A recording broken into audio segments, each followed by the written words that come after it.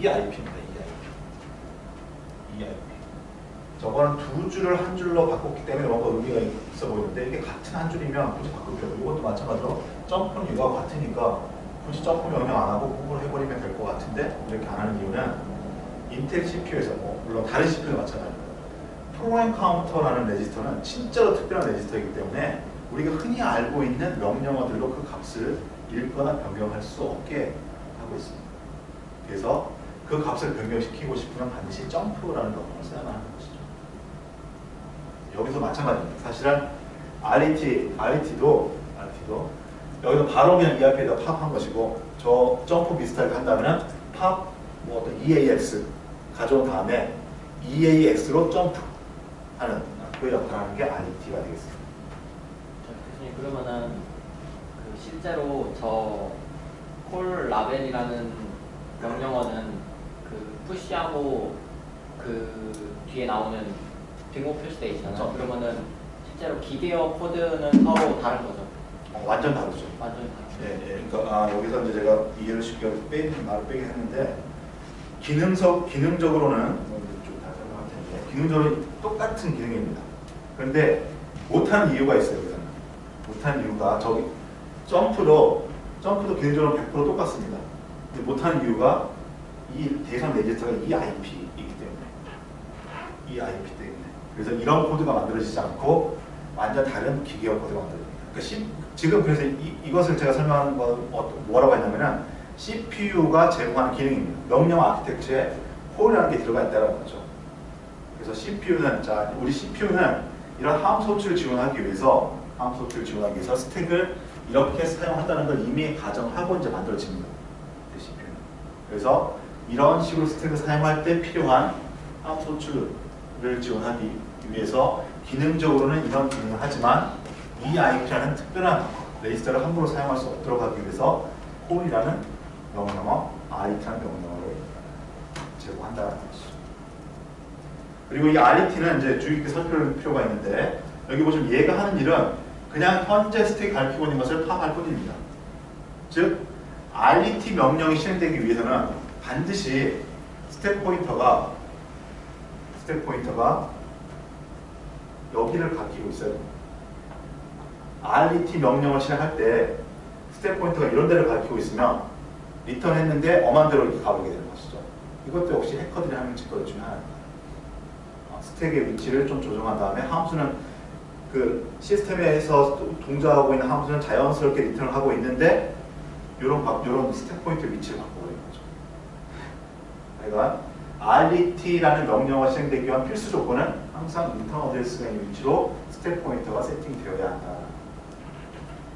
이제 이전에 예를 돌아가거나 이 뒤에 나온 예를 다시 한번 여러분이 살펴보면 그렇게 되고 있음을 강조라기보다는 그렇게 맞춰주고 있다는 것을 볼 수 있어요. 자연스럽게 무조건 아무 데서나 RET 쓴다고 리턴이 됐던 것이 아니라 코드의 흐름을 보면 RET를 하기 전에 스택 포인터는 항상 이해가 되도록 어셈블리 코드가 만들어져 있었습니다.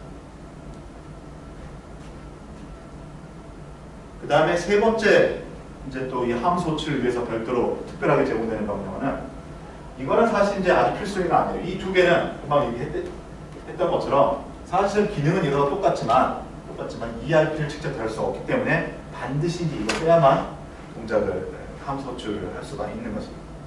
그런데 leave라는 명령어는 함수 호출을 지원하기 위해 사용하는 명령어이긴 하지만 얘는 없어도 돼요. 얘는 정말로 다른 명령어로 대체할 수 있습니다. 여기 보시면 이제 이런 식으로 구성이 되어 있기 때문에 EIP가 없죠. EBP, ESP 뭐 이런 거 구성되어 있습니다. 그러니까 leave라는 명령어는 이거하고 정확히 얘기하자면 얘네들은 사실 의미적으로만 같은 거고 얘는 진짜로 100% 동일한 거가 되겠습니다. 뭐냐면 프로시저 리턴을 준비한다고 했는데 좀 전에 얘기한 것처럼 리턴한다는 것은 RET 명령어가 실행되는 것이고 RET 명령어가 실행될 때는 반드시 스택 포인터가 여기에 세팅되어야 됩니다. 그것을 우리가 이제 move나 또는 뭐 이런 add 이런 걸 통해 가지고 ESP 레지스터 값을 또 pop 이런 걸 통해 가지고 세팅할 수도 있지만 leave 명령어를 실행하게 되면 아무 데서나 사실은 아무 데서나 leave 명령어를 실행하게 되면 RBT 명령을 실행할 수 있는 상태로 ESP 값이 세팅됩니다. 왜 그러냐면 move EBP를 ESP 그리고 pop 이렇게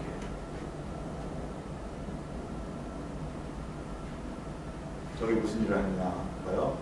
이 그림을 보세요. 이 함수가 실행되다 보면 ESP는 왔다 갔다 합니다. 사실 뭐 왔다 갔다 하지 않는 경우가 더 대부분인데 스택이 끝만 가리키고 있는 경우가 대부분인데 왔다 갔다 할 수 있어요. 얼마든지 변화할 수 있습니다. 푸시파워에 따라서. 그런데 리턴 하려고 할 때 얘는 반드시 여기 있어야 돼요. 여기 있어요. 그런데 그게 그 작업을 어떻게 하냐 쉽게 보시면 move EBP를 ESP에 move합니다. 다음 시간에 보면 그리고 EBP는 이 함수가 실행되고 있는 동안 EBP는 이 함수 스택 프레임의 베이스 기준이기 때문에 얘는 변하지 않습니다. 그래서 이 값을 ESP에다가 ESP는 어디에 쓸 수 있는데 ESP 세팅해버리면 ESP가 이걸 가리키게 되는 것이죠. 그리고 팝합니다. 팝하게 되면은 세이브됐던 EBP가 팝되는 것이죠. 이걸 한번 팝하면 그 다음에 ESP는 어디가 있겠습니까? 자동적으로 여기가 있겠죠. 그래서 이제 함수가 우리 실행될 때 코드에 어디에서든지 상관없이 리브 명령어를 우리가 이 귀격 명령어에서 리브 명령어를 호출해버리면 사용해버리면 실행해버리면 이런 기능을 수행하니까 리브 명령 바로 뒤에다가 RET를 붙이면 항상 정상적으로 리턴을 하게 된다. 그럼에도 불구하고 이걸 아무데나 쓰지는 않습니다. 항상 함수의 끝에 그러니까 우리가 C로 얘기하면 C에서 return이라고 되어 있는 그 위치에 이렇게 되죠. 그래서 계속 스택 얘기를 하고 있고 그 스택을 함수 호출 관계를 다루기 위해서 좀 편리하게 하기 위해 인텔에서는 이런 명령어들이 제공됩니다. 그리고 인텔이 아닌 경우에도 방식은 약간 다르겠지만 홀이라는 명령어, 리턴이라는 명령어가 다 따로 제공이 되고 있습니다.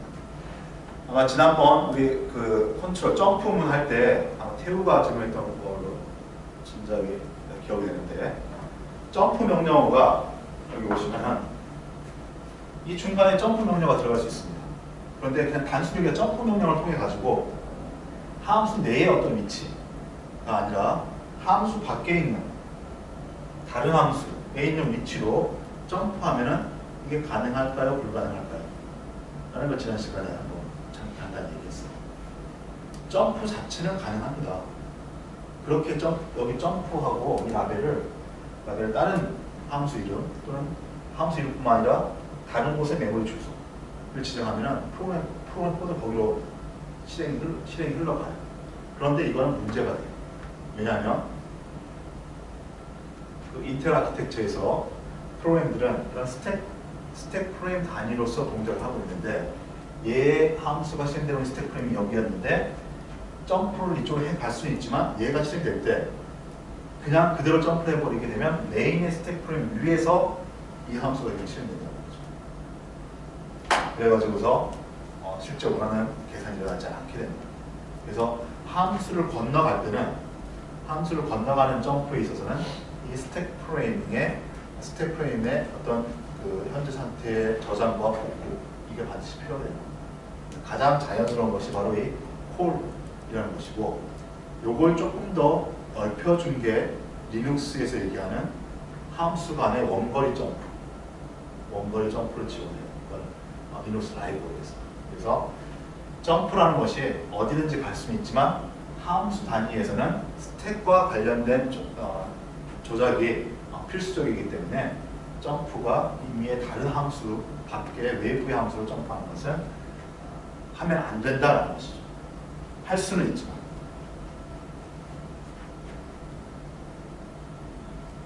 교재에 있는 예인데요.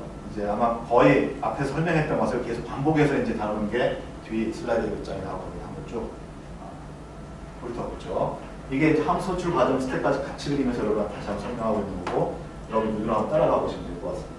어셈블리 코드, 기계 코드 이렇게 쭉 있는데 요만큼이 이 색깔을 표시한 부분이 sum이라는 이름의 함수가 들어있는 이제 코드들이 쭉 이렇게 있는 거고 여기서 시작해가지고서 아마 C3가 RET, 기계 C3가 RET 명령어예요. 이렇게 있고 이 그 sum이라는 것은 어떤 다른 이제 코드, 다른 코드의 이 부분에서 호출한다는 겁니다. 그래서 컴파일이 완료됐기 때문에 여기 이 파일이라는 명령어로 콜해서 이 주소 여기 보면 이제 주소 FF 이렇게 들어가 있지만 이건 아마 그 컴파일이 링크가 되기 전에 어떤 주소인 것 같고요. 이 명령을 통해서 sum이라는 함수가 이렇게 호출되면 이렇게 실행되다가 여기서 이렇게 갔다가 점프해가지고 점프가 아니라 여기서 실행되다가 리턴해가지고 다시 여기로 들어가는 이런 실행 코드가 될 겁니다. 그럴 때 스택이 어떻게 변하냐는 거죠. 첫 번째 거는 여기서 흘러가는 거죠. 프로그램 흐름이 여기서 흘러가다가 이 콜 명령을 만나기 직전에는 프로그램 카운터는 다음 실행할 80483DC를 가리키고 있습니다. 그리고 스택은 이 함수의 스택 프레임에 현재 여기를 가리키고 있는 거죠. 스택 프레임은 이런 값을 가리키고 있다라고 이제 주어졌습니다. 그럴 때 콜 이 명령어가 실행이 됩니다. 실행되고 바로 여기로 바로 콜이 실행된 직후에는 스택과 프로그램 카운터가 어떻게 바뀌냐라는 걸 보여주는 거죠. 먼저 프로그램 카운터 보십시오. 프로그램 카운터는 호출이 됐으니까 점프에 나왔으니까 이 함수의 첫 번째 주소인 8048394를 가리키고 있습니다. 그리고 스택은 호출되기 직전에 이렇게 되어 있었는데 호출이 되면 여기에 뭐가 들어가야 되냐면 리턴 어드레스가 들어가야 됩니다. 호출된 거죠. 그리고 리턴 어드레스는 뭐냐면 콜이 여기서 됐으니까 얘가 리턴 될 때는 여기로 와야 되는 거죠. 그래서 이 주소인 8048321 여기 들어갑니다. 그리고 얘가 들어갔으니까 스택 포인터는 4바이트 감소된 값을 가지게 되는 것이죠. 그리고 이제 여기서 쭉 실행을 하게 되면 이 아래쪽 스택 프레임을 이용해가지고 이제 이 함수 코드가 실행되다가 여기서 리턴을 만나게 되면 여기 리턴 주소가 파악돼가지고 프로그램 카운트에 세팅이 되고 여기서 이게 파악돼서 프로그램 카운트에 세팅이 되고 스택 포인터는 얘가 파악됐으니까 아까 원래 있던 이 위치 그래서 9960으로 다시 돌아오는 그런 모양을 나타내고 있는 것입니다. 그리고 뭐 이거는 앞에서 설명했지만 다시 한번 또 반복을 하면은 여기서 실제로 EIP 값을 푸시한다고 했는데 이 EIP는 콜 명령어가 있는 메모리 주소가 아니죠. 얘의 다음번 주소가 됩니다. 문맥상으로 그렇게 될 텐데 문맥상으로 그게 맞죠. 리턴 주소는 얘가 아니라 이 다음 게 와야 되겠죠. 리턴에 완전 다시 콜하면 안 되니까. 그런데 이걸 그냥 EIP라고 적습니다. 그 이유는 어떤 명령어가 실행이 되면 이때 프로그램 카운터는 자동적으로 다음 명령어로 위치를 가리키고 있습니다. 그 얘기를 했었죠. 그렇기 때문에 그냥 EIP를 이렇게 저장하는 것입니다. 이 그림은 여러분 이제 호출 관계를 다시 한번 호출 관계와 스택 프레임의 관계를 보여주고 있는데요. 함수의 구성이 u라는 이름의 함수 중간에 who를 호출하고 who 안에서는 mi를 두 번 호출하고 mi는 리커시브하게 자신을 또 호출하고 이런 관계가 있고 이것을 진짜 실행시켜 보니까 이렇게 실행되더라. u에서 who를 호출하고 who에서 첫 번째 mi를 호출하는데 첫 번째 mi에서 리커시브하게 두 번 리커시브가 다시 이렇게 호출하고 리턴된 다음에 두 번째 MI가 호출됩니다. 이런 식의 어떤 프로그램 흐름이 있을 때 스택 프레임과 함수 호출과의 관계를 한번 보여주는 편입니다.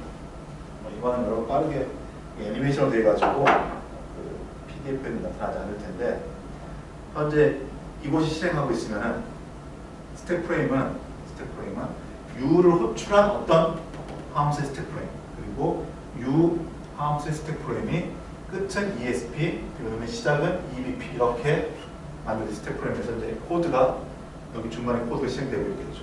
그러다가 후가 호출되면은 후를 위한 스택 프레임이 세팅이 될 텐데 이게 이만큼 늘었으니까 스택 포인터는 맨 아래를 가리키게 되는 것이고 베이스 포인터는 여기 가리키고 있던 게 이쪽으로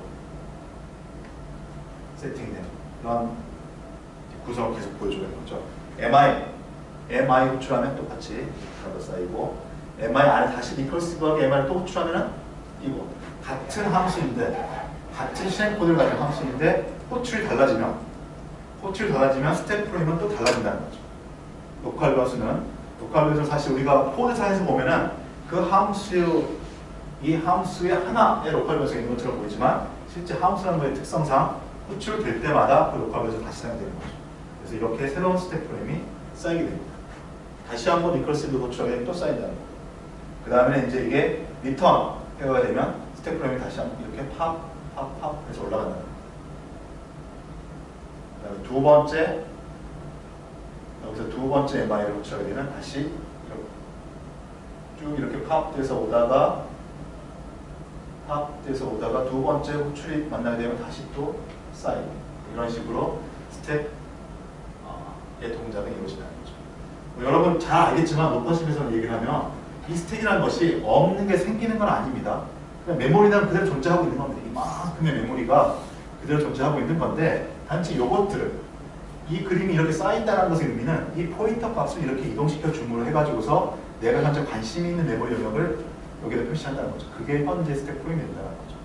그리고 아래쪽에 있는 건 내가 섞어 쓰지 않았기 때문에 얘를 파악해 나가면 계속 쓸 수 있게 되는 거죠. 이게 바로 이 함수의 호출 관계와 이런 스택이라는 자료 구조로 메모리를 운용하게 되면 딱 맞아 일치하게 된다는 거죠. 그래서 함수 호출을 우리는 이 컴퓨터 시스템에서 스택이라는 것으로 구현하고 있다는 거죠. 역시 우리가 이제 코드 예를 보면서 콜과 리턴과의 관계를 다시 한번 살펴보도록 하겠습니다. 이미 그전에도 얘기했던 것처럼 이런 것들을 이미 이전에 코드에서 다 살펴봤습니다. 그래서 여기서 조금 복잡한 코드를 보면서 다시 한번 복습을 하겠습니다. 이런 스택 구조를 이해하는 것은 상당히 중요합니다. 지금 우리가 몇 주에 걸쳐서 하고 있는 어셈블리 명령 하나하나의 의미, 이거 잊어버릴 수 있습니다. 그렇지만 프로그램의 함수 호출 관계를 만들기 위해서 스택이라는 것이 이런 식으로 구성됩니다. 리턴 어드레스의 역할, 아규먼트 역할, 베이스 포인트 역할, 이런 것들이 구성되는 것을 잘 이해할 필요가 있습니다. CPU가 달라지면 지금 얘기한 게 조금 변형이 생길 수 있습니다.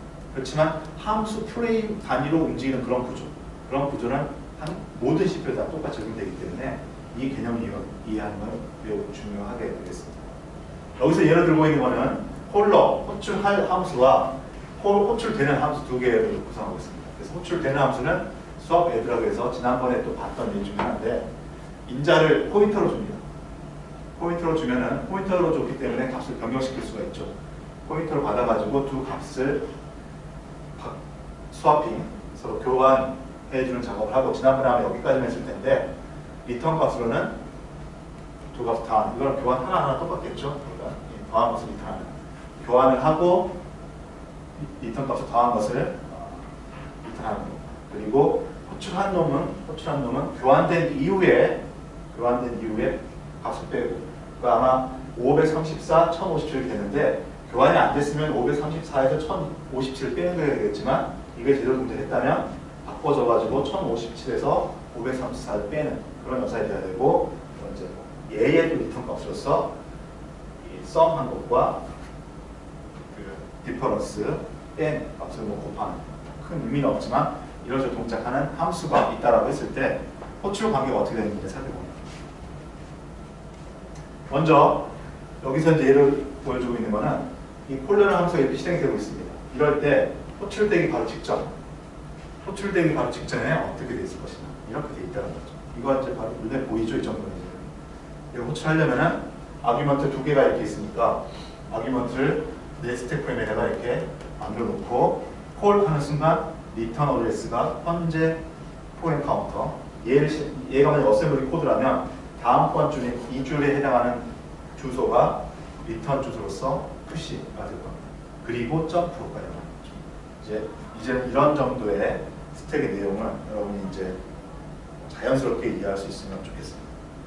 이것도 화살표가 아마 슬라이드에 많이 그려져 있을 텐데 동작을 빠르게 가보죠.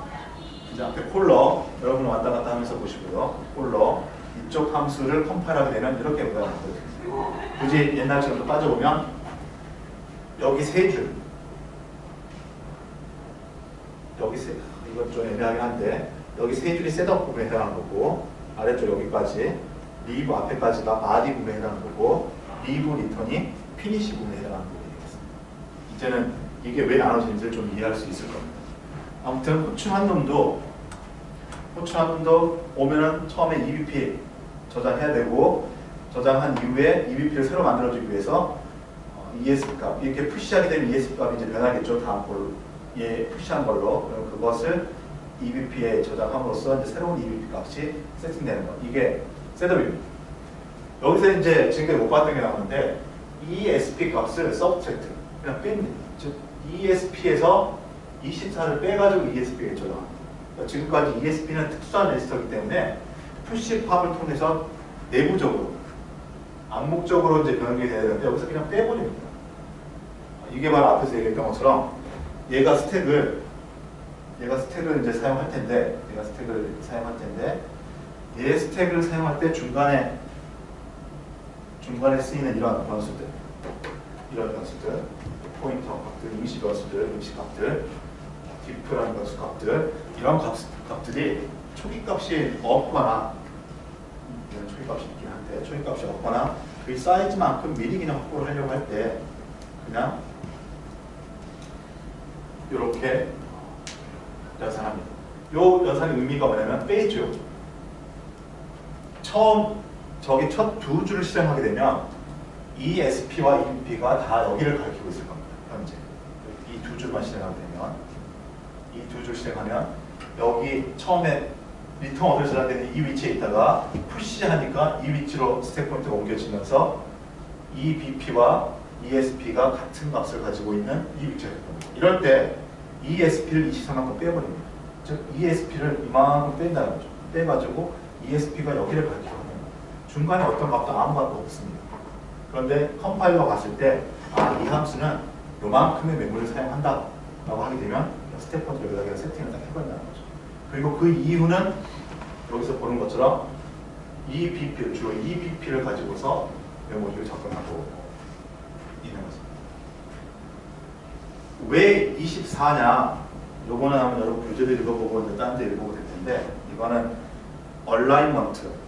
제가 아마 이전 수업 시간에도 이 용어를 한 번은 쓴 것 같은데 우리가 프로그램이든 아키텍처든 소프트웨어든 하드웨어 아키텍처든 컴퓨터에서는 이 얼라인먼트라는 메모리, 그러니까 이건 특히 이제 메모리에 관련된 용어로서 얼라인먼트라는 말을 이렇게 쓰고 있습니다. 얼라인먼트 단어의 뜻은 뭔가 정렬시키다라는 것이죠. 정렬시킨다. 이게 나온 이유는 우리가 지금 메모리를 지금 우리가 어떻게 보고 있냐면 바이트 단위 어레이다라고 보고 있는데 실제 하드웨어 메모리는 한 바이트 한 바이트씩 쉽게 접근할 수 있는 그런 메모리가 아닙니다.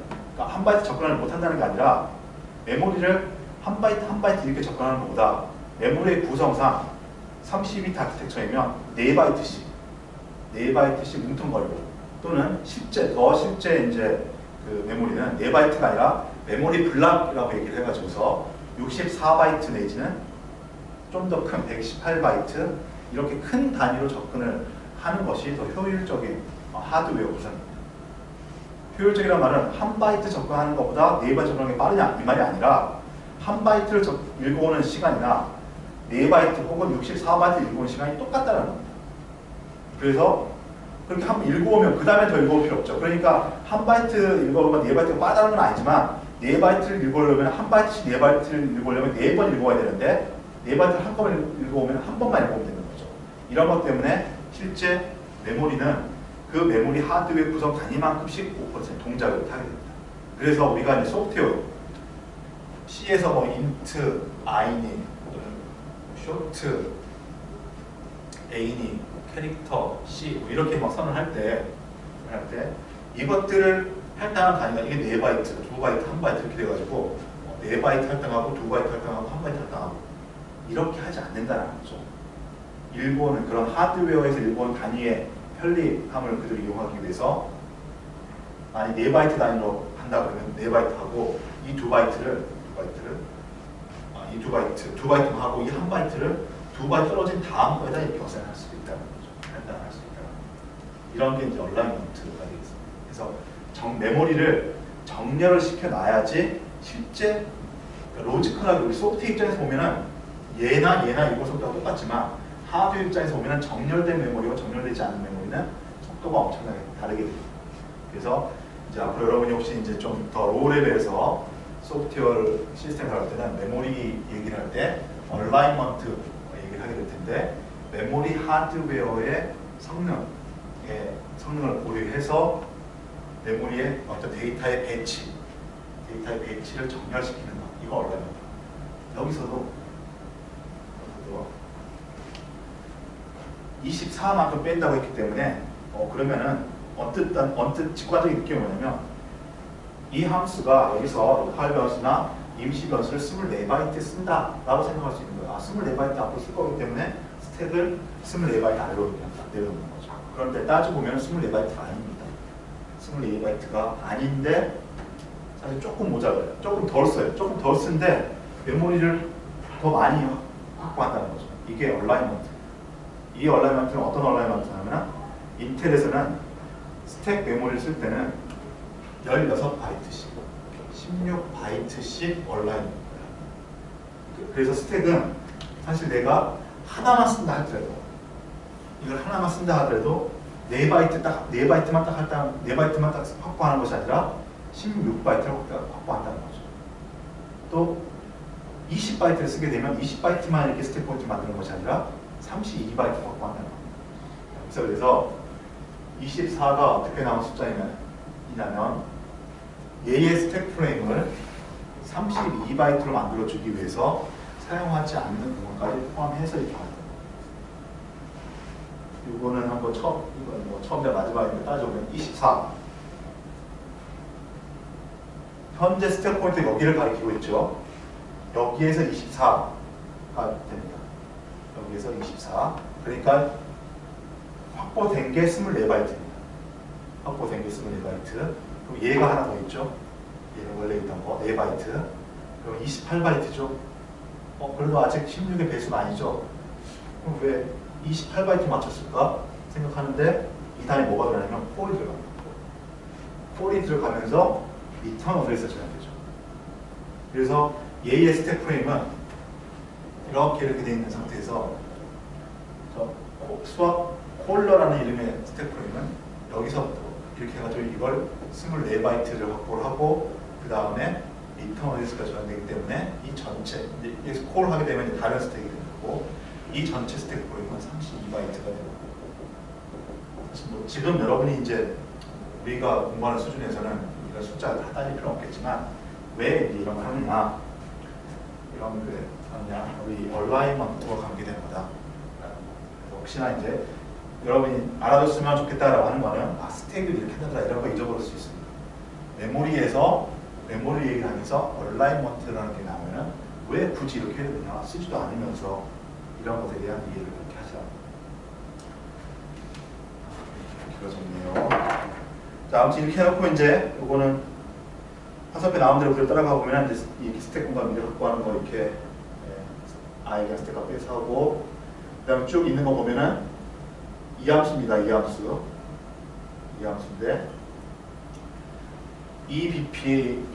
EBP의 마이너스 4죠. 지난번에 마이너스가 아니라 플러스로 이렇게 되어 있는 경우에는 위에 임자를 접근하는 건데 EBP로부터 마이너스니까 이쪽 로컬 변수입니다. 즉 arg1, arg2 로컬 변수죠. arg1, arg2 로컬 변수가 이 위치 찾아야 됩니다. 그래서 거기에다가 534 초기화를 시킨 거죠. 534, 1057 초기화를 시킵니다. 그리고 로드 이펙티브 어드레스를 한다는 뜻은 뭐냐면 이놈의 주소로 읽어오는 거죠. 즉, 이 로컬 변수의 여기 보시면 이거 로컬 변수의 주소입니다. 즉, 포인터죠, 포인터. 여기 즉, 포인터 앰퍼샌드하고 arg1이라고 있는 이 값을 어셈블리 코드에서는 여기서 계산이 되는 거죠. 그래서 그 계산된 값을 여기 보면 ESP 위치에 4만큼 증가된 거. 즉 ESP는 지금 여기를 가리키고 있는 거죠. 여기 4만큼 증가됐으니까 여기서 위에 여기다가 이 값을 저장합니다. 즉 얘에 저장된 값은 요놈의 주소가 되는 거죠. 마찬가지로 이제 마이너스 4 이놈의 주소를 계산해가지고 그걸 스택 포인트 가지고 여기다 저장합니다. 그리고 콜하는 거죠. 자, 이렇게 됐으니까 여기서 콜하게 되면 여기에 리턴 어드레스가 저장되면서 이 함수로 점프가 일어나는 거죠. 이건 이제 호출된 여기도 역시 셋업 부분, RE 부분, 해시 부분 이렇게 됩니다. 이 함수는 지난번에 이제 그 수학하는 함수와 거의 같으니까 좀 따라가 보면 되는데 셋업 부분에서 역시 똑같이 이런 작업을 하죠.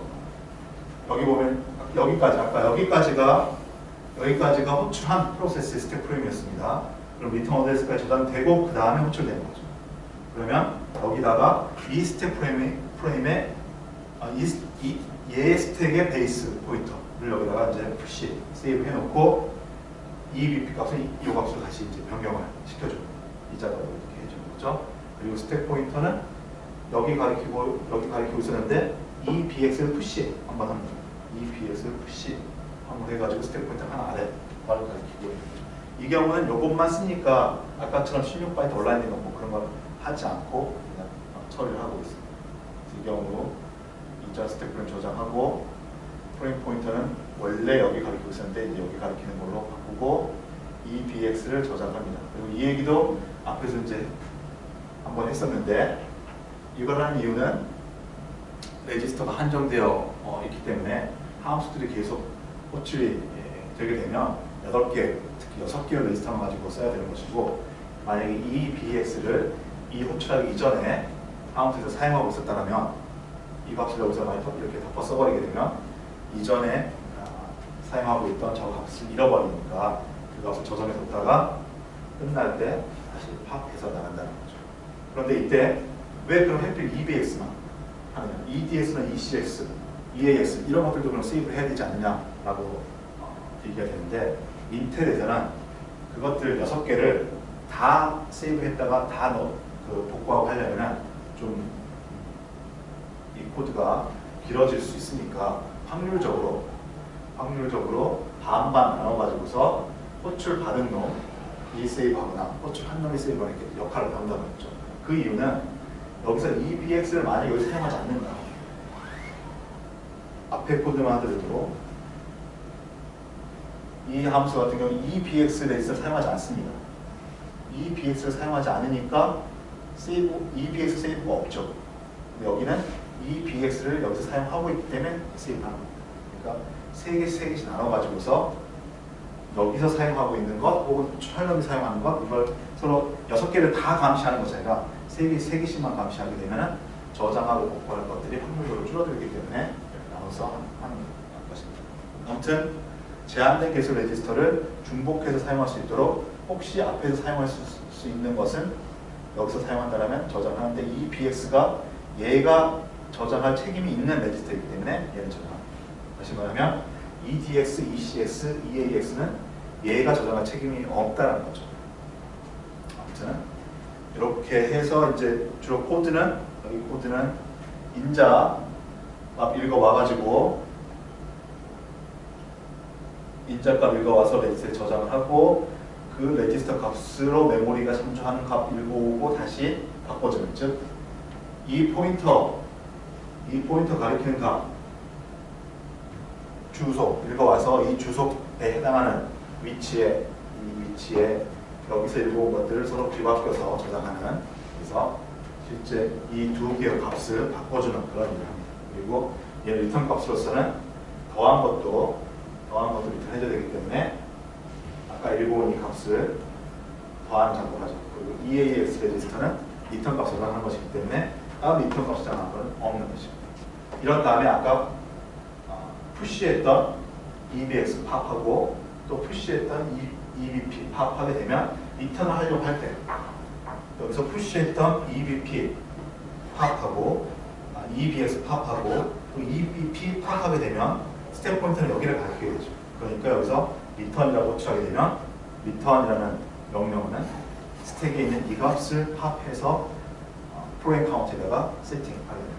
그래서 이 값의 위치로 리턴하게 리턴이지만 제어의 이동, 프로그램 흐름이 이동하게 되는 거죠. 그래서 이 다음 그림이 이렇게 실행했다가 폴에서 앞 그림에 있는 이런 상태에 이 호출된 프로세스 들어갔다가 리턴하게 되면 이 위치로 오게 됩니다. 그럼 앞에 이 아래에 깔려있는 스택은 없어지게 되는 것이고, 또 리턴하면서 팝까지 했으니까 리턴 어드레스도 없어지는 것이죠. 이런 상태로 다시 복구를 하게 됩니다. 그리고서 실행은 여기서부터 실행을 하게 되는 거죠. 왜냐하면 여기서 저장했던 리턴 어드레스가 2줄을 갖고 있습니다. 그래서 여기서부터 실행이 되는데, 이 위치는 아까 여기서 만들던 것처럼 이런 로컬 변수를 가리키는 것이고, 이미 이제 교환이 됐을 테니까 읽고 오고 이것을 빼주는, 즉 교환된 다음에 빼는 작업.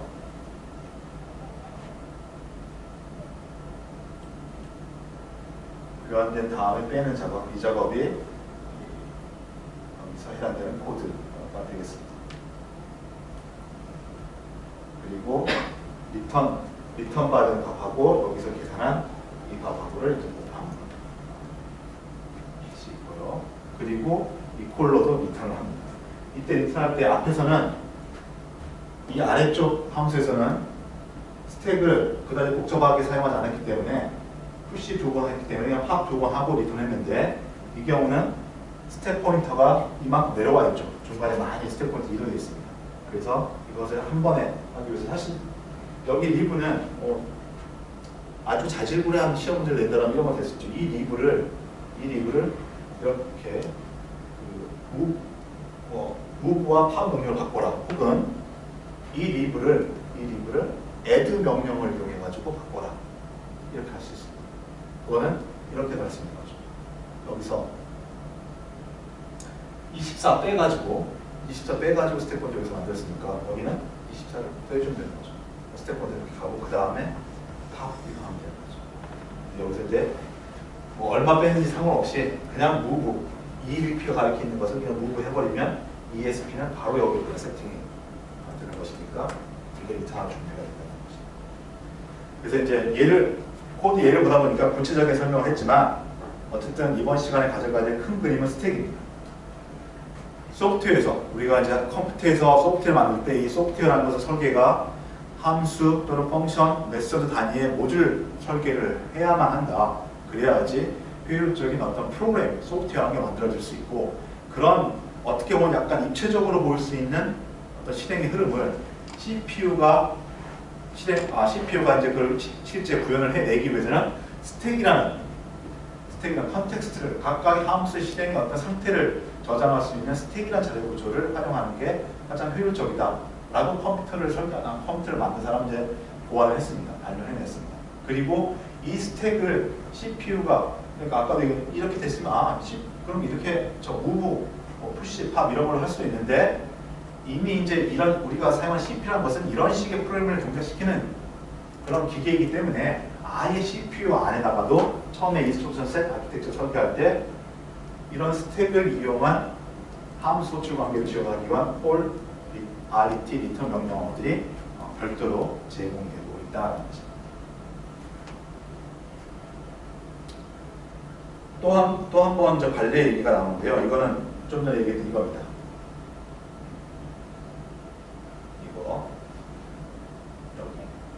어떤 레지스터를 세이브한다는 겁니다. 이건 여러분이 한 읽어보십시오. 쭉 설명 많이 했기 때문에 읽어보시면 될 텐데, 이런 구조가 있습니다. 콜을 주변을 해가지고 콜하기 전에 함수에서 이렇게 이 EDX 레지스터를 뭔가 사용하고 있었어요. 근데 필요해서 콜을 했어요. 그러면 이게 리턴된 다음에 이 EDX에는 누가 뭐라고 해도 여기는 15214이 저장되어 있을 거라고 전제하고 이 연산이 될 겁니다. 그런데 만약에 프로라는 함수 내에서 또 자기의 어떤 계산하기 위해서 EDX를 사용하고 있다. 그럼 깨진다는 거죠. 이게 바로 이제 제한된 레지스터를 가지고 사용하기 때문에. 그래서 항상 새로운 함수로 호출될 때는 지금 현재 사용하고 있는 레지스터를 다 저장해야 됩니다. 그래서 아마 처음에 이렇게 했겠죠. 처음에 아이디어를 했으면 콜 하기 전에는 여기 위에 줄에, 콜 바로 밑줄에 내가 사용하고 있는 레지스터 6개를 다 스택에다가 세이브 하는 걸 했을 겁니다. 그리고 폴 하고 돌아온 다음에 팝 해가지고 다시 이제 이렇게 아마 했을 거예요. 자, 그렇게 하면 아까 좀 전에 얘기했던 것처럼 좀 코드가 너무 이제 장어 길어질 수가 있기 때문에 인텔에서는 이걸 반으로 나눴어요. EAX, EDX, ECX와 EBX, ESI 이렇게. 아니 이 구분을 왜 했는지 이해는 잘 안 되는데 제가 잘 이해 못하고 있는데 그냥 제 나름대로 구분을 한 거는 우리가 저 어드레스 지정할 때 디스플레이스먼트하고 레지스터 베이스, 레지스터 인덱스, 스케일감 이렇게 한다고 했죠. 여기에 관련된 것들 이렇게 나누는 것들 베이스 레지스터, 인덱스 레지스터 이 그룹하고 그거 아닌 것들 그렇게 하면 좋아요. 근데 뭐 이걸 외우라고 하기에는 좀 그렇죠. 이런 부분이 있고 구분을 해가지고서 이런 레지스터는 호출자 저장, 콜러 세이브입니다. 그러니까 내가 함수 호출할 때 그때 만약에 예를 들자면 이런 거죠. 바로 이 코드죠. 이런 코드 여러분, 이런 코드는 실제로 없습니다. 인텔 컴파일 해보면 왜 없냐면 이 EDX를 지금 현재 사용하고 있죠. 사용하고 있는데 이 안에서 후라는 거에 대해서 이게 사용할지 안 할지 모릅니다. 그러니까 EDX 반드시 저장을 해야 돼요.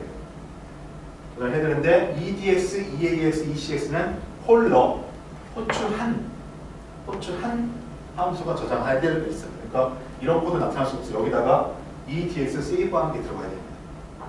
그리고 복구하는 게 나와야 되는 거죠. 지금까지 여러분이 이제 함수 코드를 볼 때 EDX 이런 것 ECX 쓰는데 푸시를 안 했던 것이 바로 그런 이유 때문입니다. 실제로 이런 코드는 없고요. 아마 그런 게 있습니다. 이런 코드 있었다면 실제 코드를 보면은 여기에 이게 푸시되는 걸 볼 수 있었을 겁니다. 반면에 이제 이 EBX, ESI, EDI 이거는 호출된 놈이 저장한 겁니다. 그러니까 아까 여기서 이거죠. 여기 EBX 레지스터는 앞에서 저장 안 해줬다는 거예요. 저장 안 해줬기 때문에 만약에 내가 여기서 사용한다면 저장을 하고 써야 된다는 거죠. 근데 EDX, ECX는 혹시나 중복되는 게 있다면 앞에 저장했을 거라고 보장이 되기 때문에 나는 저장 안 하고 그냥 막 써버려야 된다는 거죠. 이런 게 이제 여기 레지스터 세이브 이거고요. 이거는 수업 오늘 따라가지는 않고 그냥 소개만 하겠습니다. 여러분이 이 슬라이드는 파워포인트 같이 저희 강의실에 올렸기 때문에 화살표 연립을 따라가면 볼 수 있을 텐데 똑같이 이제 함수 호출 관계를 나타내는데 r팩트라고 해가지고 리컬시브 함수입니다. 좀 전에 봤던 거는 리컬시브한 함수가 아니라 이 함수가 이 함수를 호출하는 이런 관계이기 때문에 스택이 이렇게 구성되면 되겠다라고 봤을 텐데 그러면 리컬시브가 호출되는 건 어떻게 되냐? 뭔가 복잡할 것 같잖아요.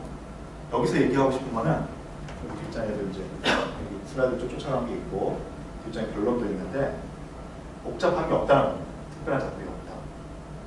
그 함수 호출 관계를 그대로 여러분이 이해하고 있다면 리컬시브 콜이라 할지라도 이렇게 된다는 거죠.